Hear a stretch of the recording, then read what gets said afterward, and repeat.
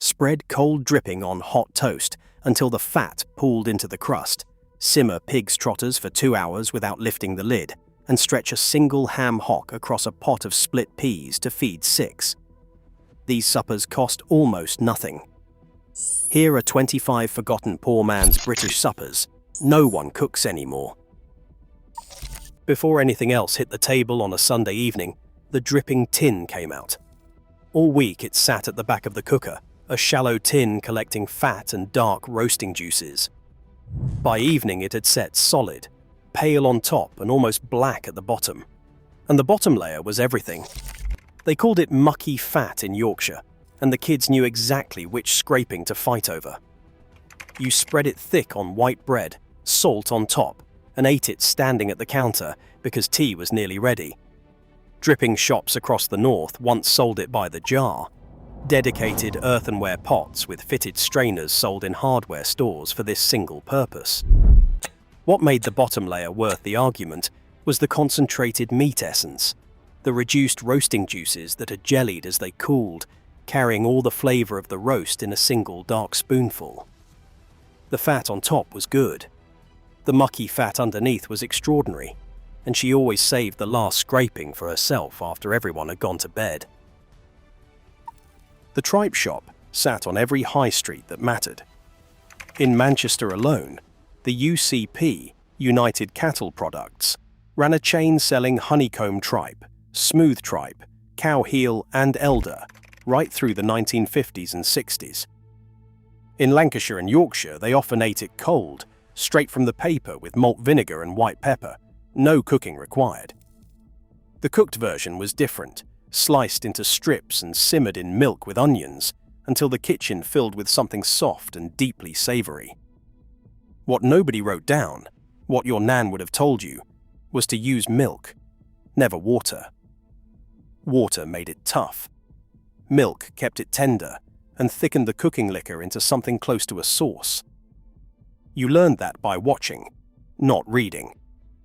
By the 1980s, the UCP shops were gone, the tripe stalls on the markets winding down, and a whole generation grew up never once stepping inside a tripe shop, or knowing why the women who ran them took such fierce pride in how they dressed it. They called them savoury ducks in Yorkshire and Lancashire, small dense balls of minced pig's liver and heart, bound with onion and breadcrumbs, wrapped in caul fat and baked until the outside crisped and the inside went sticky and dark. The first printed reference appeared in the Manchester Courier in June 1843. They had been filling plates in northern kitchens long before anyone thought to record it. In the Black Country, they came with grey peas, what Dudley and Walsall markets called pays, a marrow-fat variety with a firmer bite and an earthier flavour that mushy peas could never replicate. You had to know to ask for grey peas. If you just said peas, you got whatever was going, and it was not the same. Herbert Hill Brain, a Bristol butcher, began making a packaged version in the 1930s that became Mr. Brain's pork faggots, sold frozen nationwide by the 1970s. The ones made fresh from the butcher, still warm and drowning in thick onion gravy, was something no factory could replicate. Monday was the day you found out what kind of cook she was. The Sunday roast had fed everyone, and Monday morning the question was the leftovers. She mashed cold potato into the leftover greens, pressed the mixture flat in the pan, and left it over a medium heat. Bubble and squeak was named for the sound of water cooking out as the bottom caught against the hot dripping. You pushed it down, left it, and waited for the smell to shift from wet vegetable to something caramelized before you flipped. Some women added a fried egg on top. Some ate it with brown sauce and nothing else. The dish had begun in the 18th century as fried beef and cabbage, but by the wartime years it had become pure economy. Every last scrap of Sunday's table turned into Monday's tea. The version she made, with the exact proportion she'd worked out over 30 years of Monday mornings, went with her. Long before the hock went into the pot, the split peas went into a bowl to soak overnight, swelling from dusty pellets into something plump and ready. Pea soup on a ham hock took all day and rewarded you for it.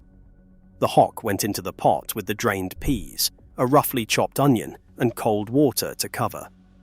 The old trick was to add no salt until the very end, because salt hardened the peas mid-cook, and every cook who knew her business knew it without being told.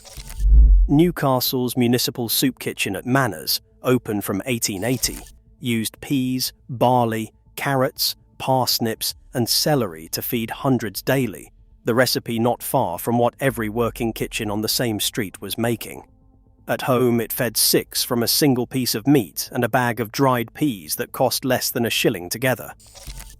The hock pulled apart at the end, the meat stirred back into the thick broth, and the bread came out for mopping. Nothing wasted. The jar sat in the pantry next to the Marmite, Shipham's paste in bloater, shrimp or crab, made at the Chichester factory the company had run since 1884. The bloater version was cold smoked whole herring, gut in, crushed to a smooth paste, strong, gamey, and pungent in a way that divided a household clean down the middle. You either loved it, or you left the room when the lid came off. The women who kept it spread it thickly, right to the edges, not one white corner of bread showing. A thin scraping was a waste of time. Vincent van Gogh painted a bloater herring in 1886, a still life that captured exactly the dark, oily intensity of the fish that became this paste. You pressed the second slice down and ate it before it went cold. By the 1980s, the little jars were slipping from pantry shelves. The grandmother who kept bloater paste and spread it the right way was already rare. A few years later, she was a memory. Offal was never rationed. Through the whole of the war, from 1940 to 1954, kidneys, liver, and heart sat entirely outside the ration book. That is how deviled kidneys on toast became not a special occasion, but a Tuesday tea. You halved the kidneys, cut out the white core, and scored the flat side before they hit a very hot pan in a knob of dripping, fierce enough to seal them instantly, rather than let them steam in their own juice. The devil sauce was whatever you had: Worcestershire, English mustard, a pinch of cayenne, butter stirred in at the end to gloss the pan. It was served over thick toast, eaten quickly while the sauce was still pooling into the bread. The Victorians had served devilled kidneys as a savoury course at the close of formal dinners, and that tradition filtered down into the working-class kitchen, stripped of ceremony, served as a main meal instead. Taking the parts nobody else wanted and making something genuinely good from them, that knowledge passed quietly between women who never called it knowledge at all. The cloth was the point. In Oldham and Rochdale, calico and muslin were the offcuts of cotton mills that employed thousands, and they were what you wrapped a pudding in before boiling. Long before anyone in those streets could afford a ceramic basin. A rag pudding was minced beef and onion, seasoned, enclosed in suet pastry, tied in a flowered cloth, and lowered into simmering water for 2 hours. Samuel Butler mentioned a version in his poem of 1662, mocking Cromwell's Puritans who ate rusty bacon and rag pudding. But it was the Oldham mills that made it a local institution, cheap, calorie-dense, stretching a small quantity of meat across a suet crust to feed a whole family. Jackson's Farm Fair in nearby Milnrow still makes $15,000 a week. The cloth version belongs now to the people who remember watching their mothers flour the muslin, tie the knot, and test the water temperature with a wet finger before the pudding went in.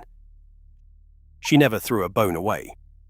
After any roast, the carcass went into the largest pot, covered in cold water, and set on the back of the hob to simmer.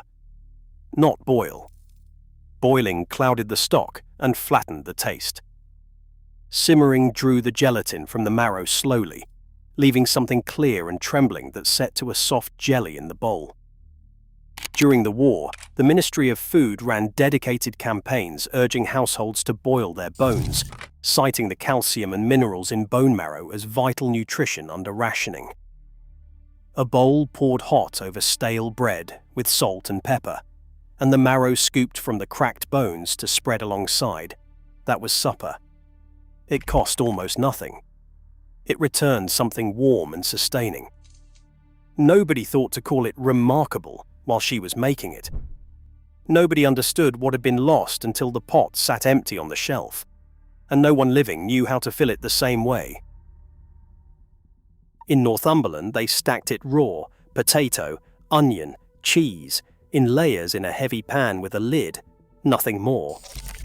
Pan Haggerty needed no particular skill, just a low, steady heat, and the patience not to lift the lid before the potato had cooked through. The name likely derived from the French word hachis, which means to chop or hash, and that word was carried into the Northeast during the Industrial Revolution, when cross-channel maritime trade was thick enough to move techniques alongside cargo. The colliery and shipyard workers of the late 1800s needed cheap calories, and a supper that required no attention once the lid went on. Pan Haggerty gave them both, the bottom layer darkening against the fat, the onions sweetening in the steam, the cheese melting through until the whole thing turned out in one golden piece. It has slipped so far from common knowledge that most people under 40 in the Northeast have never heard the name, let alone eaten it. There is no ceremony to mark that loss. It simply stopped being made. Before the pot went on, the trotters went into cold salted water to soak, overnight if there was foresight, at least an hour if not. Pigs' trotters required patience in a way that most suppers didn't. 2 hours minimum in water with an onion, a bay leaf, and a splash of malt vinegar, until the skin had completely softened and the meat was pulling away from the small bones underneath. UCP shops sold them ready pickled, straight from the counter with vinegar, no cooking needed, eaten standing up in the market. The cooked-at-home version was richer, the broth so thick with dissolved gelatin it set firm in the bowl when it cooled. Nothing about a pig's trotter was fashionable or obvious. It was the cut nobody chose in the butcher's window, the part of the animal that demanded the most work for the least visible return. And yet, what came out of that patient simmering was soft and yielding and deeply flavoured in a way that had nothing to do with money. She always made too much. There was always enough for tomorrow. That was always the point. Long before it named a city, scouse was a sailor's stew, with versions still eaten today across Norway as lapskaus, Sweden as lapskois, and Germany as labskaus. All descended from the same pot of diced meat and potato that North Sea maritime trade carried between ports for centuries. Tobias Smollett first recorded lobscouse in 1751, though the dish had been circulating since at least 1706. It came ashore in Liverpool with the docks and stayed, becoming the supper of the entire working waterfront. Blind scouse, the meatless version, stretched through the weeks when there was nothing left to stretch, just potato, carrot and onion in stock, thickened by the starch of the potatoes dissolving as they cooked. What made it Liverpudlian was not the recipe, but the scale. Whole streets smelled of the same pot on a Friday night, bread torn and dropped in to soak up what the spoon left behind, the bowl scraped clean, and the pot refilled for whoever came in next. Cow heel stew was one of the last things the butcher threw away. The heel, the hoof joint stripped of hide but leaving dense knuckle, cartilage and connective tissue, cost almost nothing and produced, after 3 hours at a low simmer, a broth so thick with natural gelatin that it trembled when you moved the pot. UCP shops across Lancashire kept cow heel alongside the tripe, dressed and ready to cook. The preparation was simple. Put cow heel into cold water with onion, carrot and a piece of skirt beef to give the broth body. You cooked it long and slow, and somewhere in the second hour the collagen dissolved completely and the stock went glossy and dark. Serve it in a deep bowl with thick bread and the set jelly scooped alongside. It was a supper that turned almost nothing into something that coated your ribs and stayed there. The only way to ruin it was to hurry it. She never did. The potters of North Staffordshire needed feeding on almost nothing, and Lobby gave them exactly that, a slow stew of diced beef or lamb, potato, carrot, onion, and pearl barley, left to cook down until the barley swelled and thickened the liquid into something between a broth and a gravy. The town of Lee in Greater Manchester earned its inhabitants the nickname Lobby Gobblers, which tells you how seriously the dish was taken. Like scouse, it shared the same distant root, lobby derived from lobscouse, the sailor's stew, and varied endlessly by household. Some used corned beef when fresh meat was scarce, some thickened with oatmeal instead of barley. The constant was the long cook and the pot left on the back of the hob all day.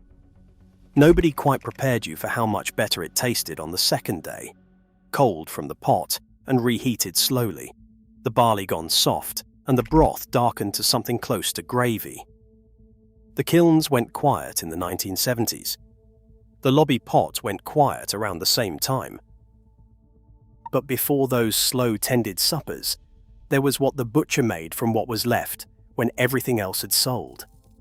Brawn began with the pig's head, soaked overnight in cold salted water, then simmered for 3 hours with onion, bay, peppercorns and malt vinegar until the flesh came away from the bone in soft shreds. The broth reduced as it cooked, concentrating the gelatin from the skull and ear cartilage until it set on its own. You picked the meat from the head, chopped it coarsely, seasoned hard, packed it into a basin, covered it with the strained liquor, and pressed it overnight. By morning, it had set into a firm terrine of meat in clear, savoury jelly. Northern butchers made it as a matter of course. Nothing from the pig was wasted. The least glamorous part of the animal was pressed into something worth putting on the table. Sliced thin on bread with English mustard, it was the kind of thing you ate without thinking about what it was, until someone told you. Down the mine, you ate what you had packed, and you ate it fast. The snap tin, carried in the bait bag to the pit head, held a sealed jar of snap broth in the colliery villages of Yorkshire and County Durham. It was the previous night's pot liquor, the water the potatoes had boiled in, salted and poured hot before the lid went on. Nothing measured. Underground, between cutting shifts, you drank it in the dark. A few swallows of something warm, 200 feet below the surface, the taste of the kitchen carried down the shaft. His father had drunk it, his father's father before him. When the pits closed in the 1980s, the snap tin went too, and the women who had filled it every morning before 4 o'clock stopped filling it. The record of it exists now only in the mouths of the people old enough to remember. Stovies were the Sunday roast still feeding you on Tuesday, which in Scotland was considered not a failure of planning, but a mark of excellent management. The dripping from the Sunday joint went back into the pan, cold leftover potatoes sliced in with a chopped onion. The whole thing cooked low and slow until the potato broke down into a rough mash with crispy dark bits and every flavour the dripping had absorbed. The word came from the French étuve, to stew in a closed pot, carried north through the same routes that brought pan haggerty into Northumberland. Some households added leftover meat. Some added a tin of corned beef, acknowledged as acceptable even by the purists. Some added nothing and called it a perfectly good supper, and if you disagreed, you were welcome to cook your own. It only existed because there had been a Sunday and a joint and something left over worth saving. Now the Sunday joint is rarer. The Stovies went with it. The logic behind them, waste nothing, cook twice, feed everyone, went quietly too. In Dudley, in Walsall, and in the surrounding black country markets, the grey pea stall was as fixed as the butcher's counter.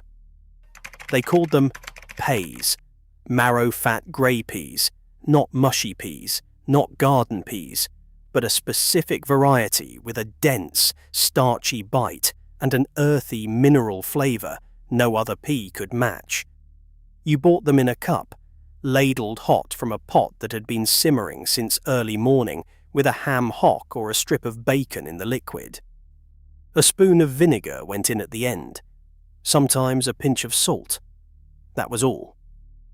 In the 1950s and 60s, the grey pea stall was where you stood to eat on a market day.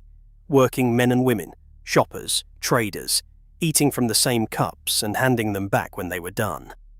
Communal, cheap, and entirely specific to this patch of England. The stalls still exist in a handful of black country markets. But the people who grew up knowing exactly why grey peas were different, who never had to be told, are thinning out like the stalls themselves. Nobody outside the north ever quite believed the dripping cake was real. It was a plain, dense cake, made from flour, beef dripping or lard, dried fruit if there was any, sugar, and a little spice. Baked slowly in a low oven and eaten in thick slices with strong tea. The fat gave it a tender, short crumb and a faint savoury undertone beneath the sweetness that confused people who had not grown up with it.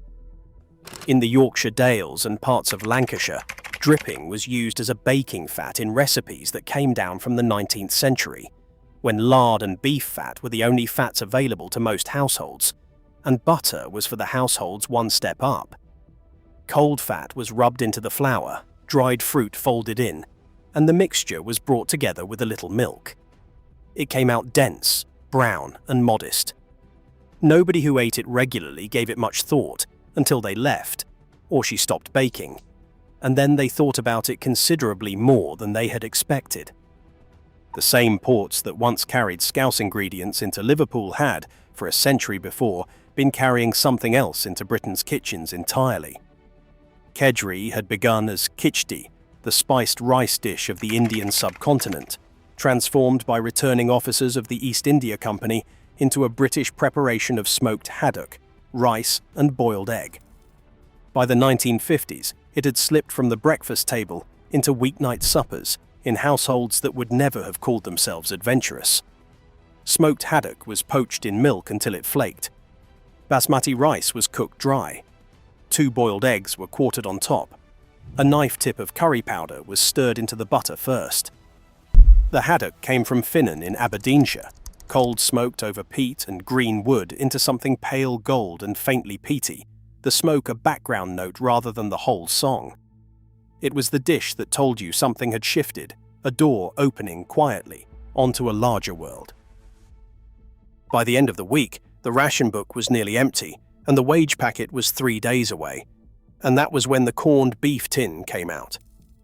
The Ministry of Food began large-scale imports of canned corned beef from Argentina and Uruguay in the early 1940s, and it stayed on kitchen shelves long after rationing ended, cheap, long-lasting, and genuinely useful in a hash. Cold corned beef diced roughly, a sliced onion fried in dripping until it caught at the edges, cold leftover potato added, the mixture pressed flat against the hot pan. The point was the crust, the dark caramelized bottom that formed when you left it alone long enough. Some topped it with a fried egg. It was a Friday supper in houses where Friday meant the money had nearly run out, and it tasted like exactly that. The ox heart hung in the butcher's window at the end of the week alongside the kidneys and the liver, and it cost almost nothing because nobody who could afford anything else would choose it. Your nan chose it. She trimmed the tough membrane, rinsed the chambers in cold water, and packed the cavity with sage and onion stuffing. The stuffing was breadcrumbs, onion, dried sage, butter, and seasoning, all pressed firmly into the heart before it went into the pot. It roasted in the range for 2 hours at a low, even heat, basted occasionally, until the outside had darkened and the inside had gone tender enough to slice. An ox heart fed 4 people on something that cost 6pence. During the wartime years, with offal entirely outside the ration book, a stuffed ox heart was a proper Sunday roast when the meat ration would not stretch to a joint. The result, dark, dense, richly flavoured from the long cook and the herb stuffing, bore no resemblance to the thing that had gone in. That transformation was the whole point, and she knew it better than anyone who came after her. Dock pudding grew in the ditches. Along the fell sides of Cumbria, Bistort, the broad, dark green herb the old cooks called Easter ledger or patient stock, pushed up every spring, and the women who knew the fields knew exactly when to pick it, young and tender, before the stems went woody, in the weeks around Easter, when the nettle tips were also at their best. You boiled the bistorte leaves with young nettles, oatmeal, onion, and barley, mixed the drained, chopped result with beaten egg and a knob of fat, and fried it in slices in bacon dripping until the outside crisped. The result was dense and dark green and savoury, carrying the mineral freshness of the spring herbs in a way that nothing else in British cooking quite did. Egremont in Cumbria still holds the World Dock Pudding Championship, which tells you how seriously the surviving communities take it. But dock pudding was tied to the season, the field, and the woman who knew which plants to pick. That combination of knowledge has not transferred to any cookbook. Peas pudding was the dish that travelled beside the ham. In the northeast, in Tyneside, Wearside, and the pit villages of County Durham, boiled split peas and ham existed as a pair the way bread and butter existed everywhere else. One was incomplete without the other, sold together from the same shop. The peas were soaked overnight, then boiled with onion and a ham hock until they collapsed into a thick, pale yellow mass. They were seasoned with salt and white pepper, and pressed into a cloth to set, firm enough to slice when cooled. You bought it in jars from the pork butcher alongside the cooked ham it had shared the pot with, and you spread it on bread or heaped it beside a slice of gammon. On Tyneside, peas pudding was Geordie funeral food, the dish that appeared at the table after the burial, holding the community together at its worst moments. That particular function has no modern equivalent. The dish went with the pork butcher. The pork butcher went with the high street. And then there was potted meat, the last supper of the week, the last act of a tradition that ran back further than anyone still living could remember. The cheapest cuts of beef or pork, shin, cheek, brisket, simmered in a very small amount of water with a pinch of mace, white pepper, and salt for 3 hours until the meat collapsed and could be shredded with a fork. Pressed into a small earthenware pot, covered with a thin layer of clarified dripping to seal it, it was set in the larder overnight. By morning it was firm and dark, the fat cap pale on top, and it kept for several days, a week's worth of protein from cuts nobody else wanted. The skill was in the seasoning, which was never written down. Too little, and it tasted of nothing. Too much, and it overwhelmed the meat. The right amount was learned over years, adjusted by feel and taste and memory, calibrated to the specific cut and the particular week. She made it every Sunday. Then she didn't, and nobody noticed until much later when someone went looking for the taste and couldn't find it anywhere. These suppers fed streets and kept communities upright on almost nothing. If any of them live in your memory, leave the name below.